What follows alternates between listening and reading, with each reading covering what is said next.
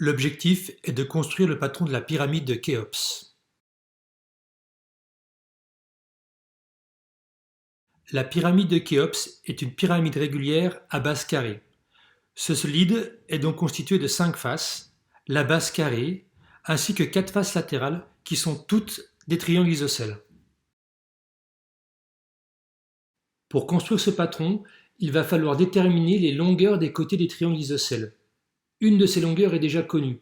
Elle correspond à la longueur du côté de la base carrée de la pyramide. Les deux autres longueurs, égales entre elles, car les triangles sont isocèles, correspondent aux longueurs des arêtes latérales de la pyramide. Le calcul de la longueur de ces arêtes latérales s'effectue en 2 étapes.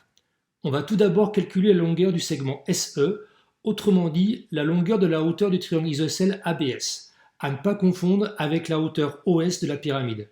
Pour calculer cette longueur SE, on va utiliser le théorème de Pythagore dans le triangle rouge OSE, rectangle en haut. Deuxième et dernière étape. Une fois que la longueur SE est connue, on va calculer la longueur de l'arête SA de la pyramide. Pour cela, on va simplement utiliser une seconde fois le théorème de Pythagore, mais cette fois-ci dans le triangle vert EAS, rectangle en E.